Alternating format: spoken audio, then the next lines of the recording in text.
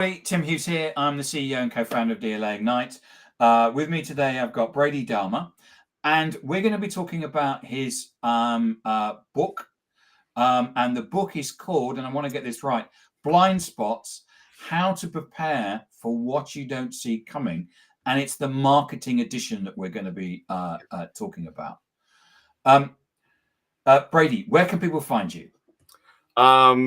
So you said not to say Vancouver, Canada, but that's essentially where I'm sitting right now. But LinkedIn is probably the easiest and best place to find me, and that's Brady. And we can get a copy of your book on Amazon, can't you? Because I've and Amazon. And also, too, you can, another great place would be blindspotshandbook.com, and that's probably more info and things like that. So yeah, come find me and reach me on LinkedIn and grab a copy of the book. Think about my description of the book is it's not a classic. I'm trying to find a book. It's not one of a classic where there's lots and lots of words. No, it's you've actually written it where there's in a way to guide the person to actually read it. So it's colorful. It's full of images, just as you expect a marketing person to write it. What was your inspiration for this? Two things. One, first of all, thank you so much for having me on the show. This is awesome. We had a great chat before, and honestly, I think we could talk for hours just on marketing and clients and everything else. So really appreciate it, Tim. So I had two inspirations kind of from the book. From a graphic standpoint, that being, all for instance, like the old dummies books. Remember those old orange or yellow and black books that, you can kind of pick up and you could read, which gave you enough information, but there was iconography that would walk you through it. And there's a lot of tools and tips and things. And it was just, although I wasn't a big fan of the design because I wanted more color and everything else, I love the sense of the information delivery system that it had, because you can skim through things. And that was always the bar that I wanted to reach for there. But the inspiration for the content of the book came from a couple clients, a couple calls. And of course, everybody's gone through bad projects, whether it be from your side or from the contractor side.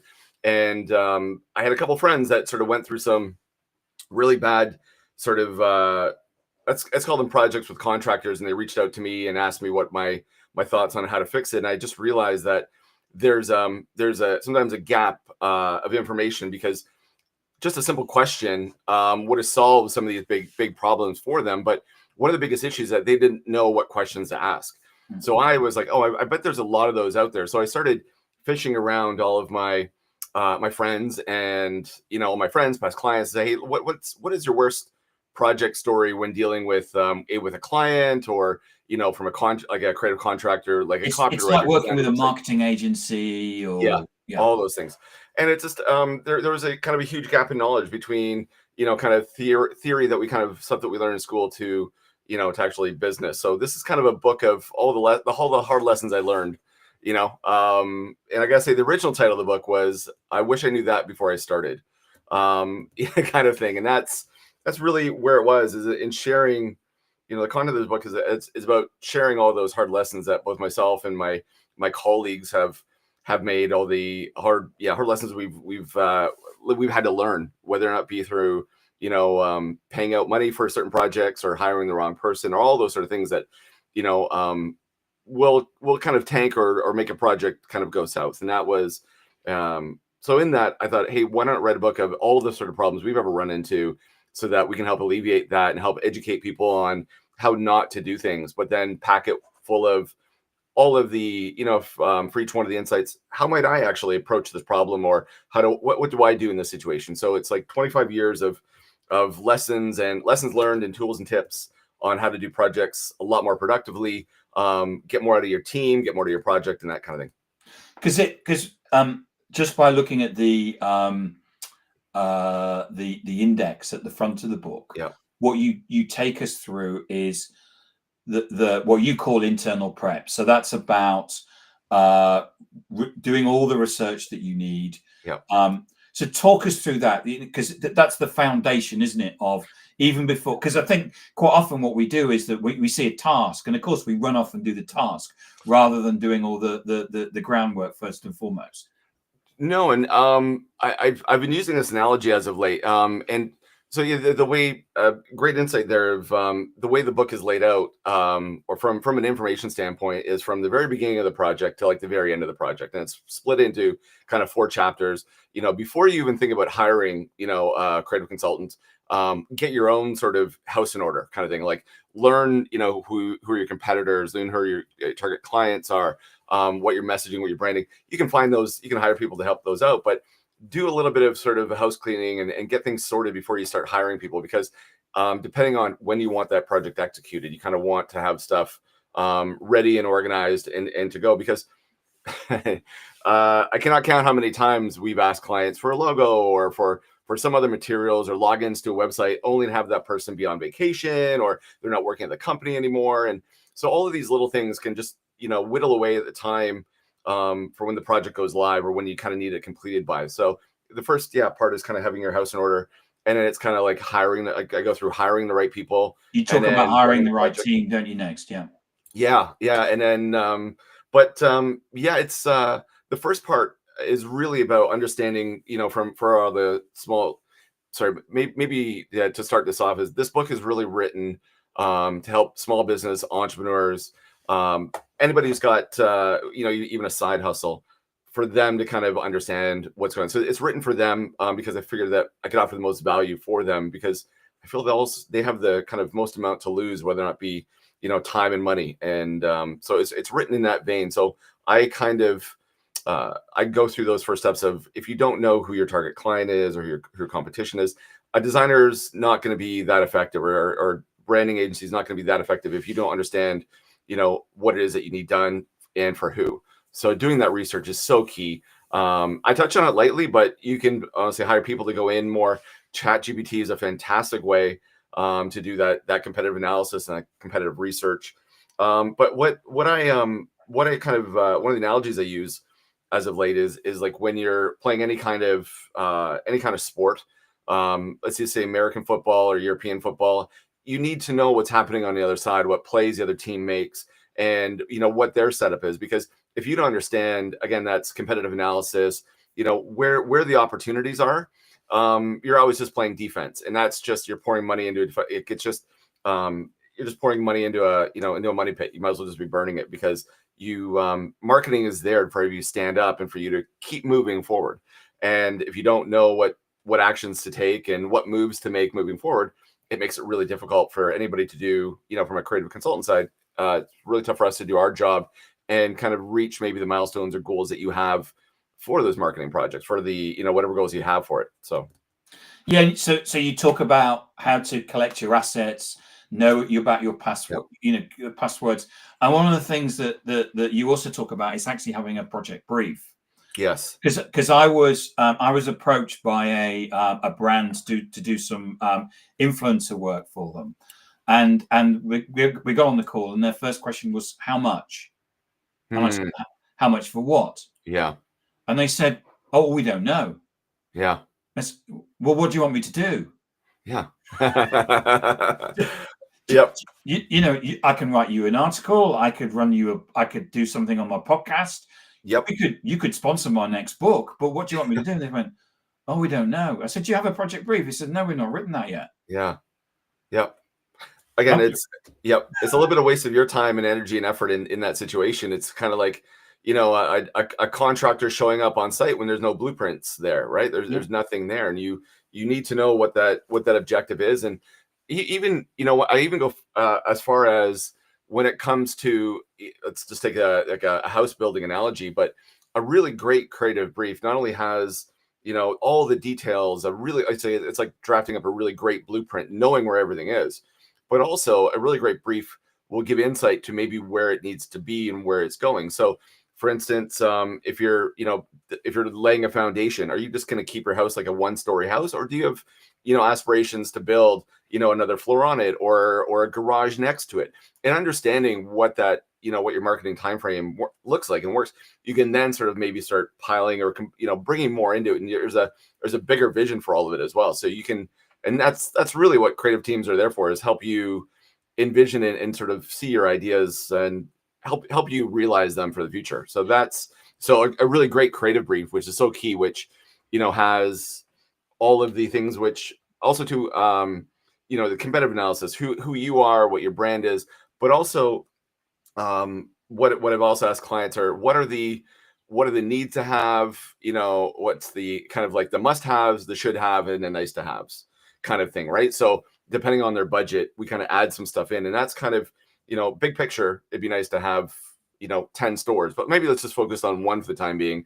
But what's in that store? What's the basic things that you need to go to market for it? And that's kind of that should be laid out in the brief. But also like, we're also possibly going to get, once the spot next door comes available, we might extend it, or so it's a really good branding and marketing team will always kind of push the client to not just think about that current project, but what does it look like in 6, 12, 18 months as well.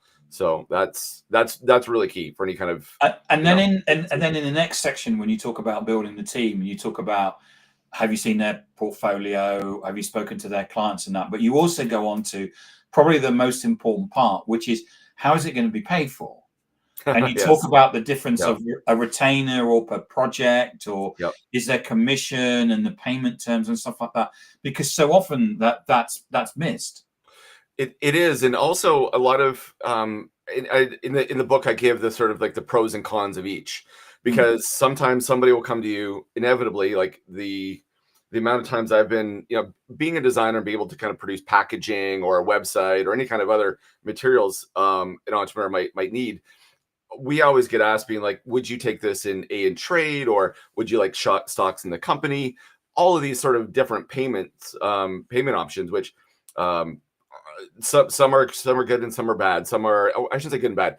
It's risk tolerant. So, if it was someone in your family being like, hey, I need a package for this new product idea that I have, do you mind doing it? And their family. But if it's someone that you don't know or don't trust, actually you haven't earned, or you haven't gained that trust, or they don't have that that legacy of what they've done, it's a little bit of a hard decision. So there's a lot of different ways to pay, but finding the right way to pay that fits, your schedule, your payment, your sort of your revenue schedule, how it comes in. One of the interesting ways, one of the things that we did is that we did almost like a scale, like for a client of ours that we'd kind of worked on a little bit for a year, but he broke off and was building his own thing.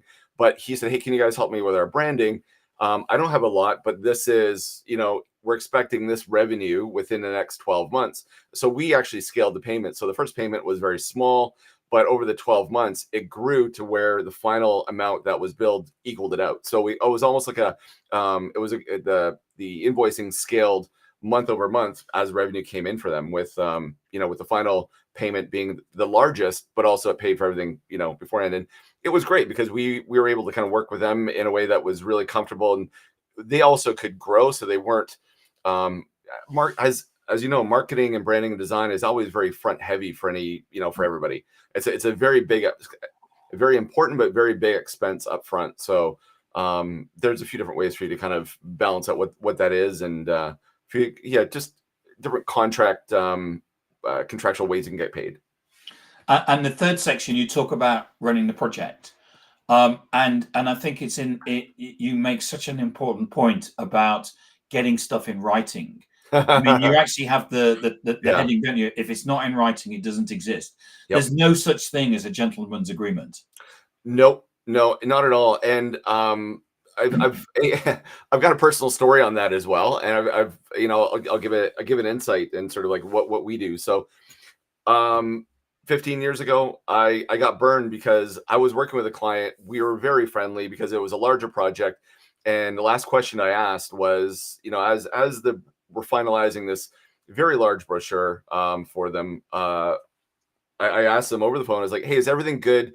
Are we good to go? Is it approved? I can't remember the language, but it was just sort of like, it wasn't in writing. And I was like, is everything good to go? And they said, yes, send it off to print, only, for me to get a call, an hour after the print piece got delivered, to say that the phone number on the back of the brochure was wrong and we had to reprint the entire brochure.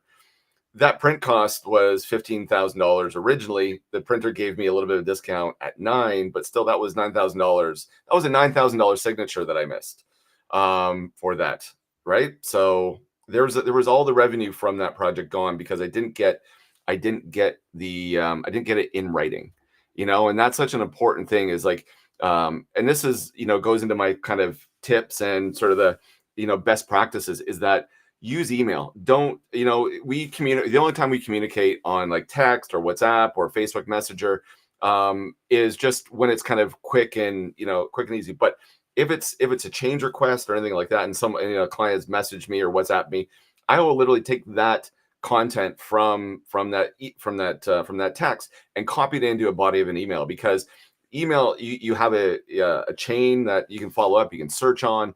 So that's a really another great best practice there is don't take it off all the social and sort of like quick messaging apps and put it into email, because again, that's another thing too, that they're hard to look for when a client says, hey, I messaged you these changes, or, oh my goodness, voice memos. Right now I charge clients extra for when they leave a voice memo, with changes. I literally just go have it transcribed and then message them back thing, is this what you meant to say?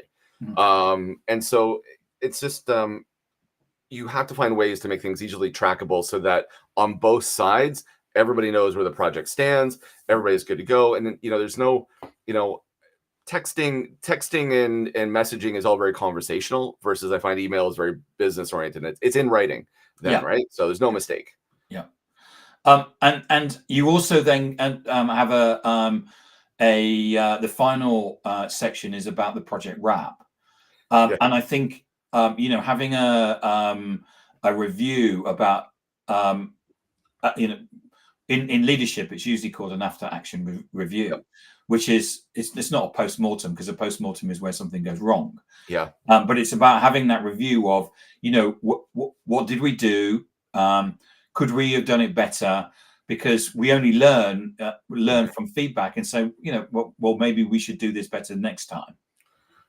100%. It's that sort of sports analogy. Like if you don't know where what is working and what isn't, you don't know what to improve. You don't know how to work on something. You don't know what was a success and what wasn't, right? And sort of, with any, again, a sports analogy, if an athlete continually just goes out on field without any sort of knowledge of what they're doing well or what they could be improve on, they're always kind of stay the same, and they're just gonna show up, but they're never growing. They're never, they're never gaining anything. And honestly, when you put money towards marketing and anything else, there's so many really great tools out there, but you should, and you almost need to make sure that you can, actually, I think even in the second chapter, I go into, before you start the project, also find a way to measure it, to go back on the end, because if you don't put some measurement tools in place, again, some of these conversations, these postmortems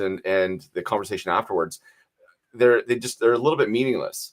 In marketing, you should always be trying to, if not step up, if not just stay flat, or sort of, it didn't work, then, you tried it, and then, hey, what can we improve on next time? But you don't know what to improve on if you don't have the analytics, if you don't have the numbers, if you don't have a device or an engine to kind of give you feedback on any of that stuff. And this is just, it's just burning money otherwise, right? Yeah. And I think that it's, having that, we said that we would do this. Yeah. You would pay us a certain amount of money, and we've done that. Yeah. And I think that's important. But the other thing that's important, one of my business partner always talks about, is that, we say, did we do a good job? Yeah, we did a good job. Yeah. But no, what's the client's perception? Yeah. Because whether we think it's a good job or not, it's the client perception that's important. Will they reference us? Yeah. Well, he also, this actually brings up another really kind of, it's the PTSD is setting in from clients who, well, in some projects, even if when you complete something, let's just say even a social media campaign, well, actually LinkedIn is probably a really great example, because to get a lot of traction on LinkedIn, and I'm just using this as an example for all the projects, but LinkedIn, it's great for you to post, but they also want you to be on the platform and communicate, because that way it just sort of, you're on the platform communicate. So what I'm trying to get at is that it's great to launch a product, but if you do not have a strategy and a plan for next steps, or even capacity on what those look like, it's great to it's like a restaurant that sends out 1,000 flyers, but they only have seats for 5, and 50 people show up. So you have to make sure, as successful as a campaign is as well, you also have to make sure that you're ready for whatever the capacity of what might happen if it is a success, or what those next steps look like, or if it isn't, making sure that you then kind of figure out what that is and keep rolling with that. But understanding it's not just, maybe a better way to phrase it is that just because you're launching, the finish line is not the final step of launching a marketing or social campaign or anything else like that. There's so many other things that need to kind of happen behind that or after that, to even make it even more of a success, or make sure that you have capacity to keep it going.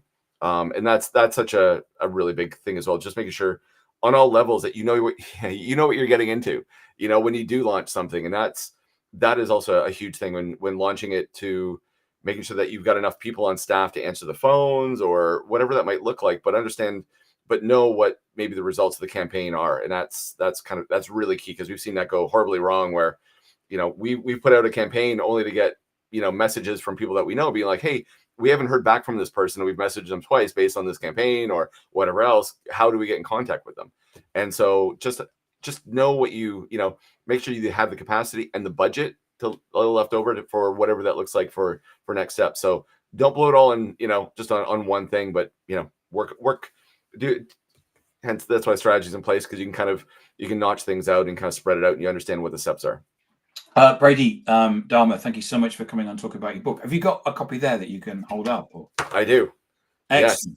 Yes. Also, too, you can also see how easy and how colorful it is. Again, each section is color coded, and I've got these gorgeous little icons throughout the book.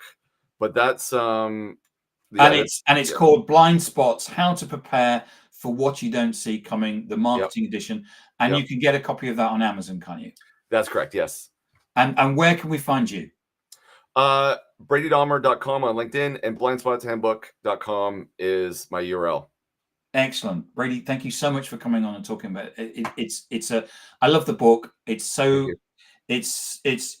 is more in design, isn't it? It is absolutely it is. And it's focused, to the point, and it gives anybody who's running any marketing campaign all of the background about what they need to plan and execute. Fantastic. Absolutely. Thank you so much. Yeah, it really does. And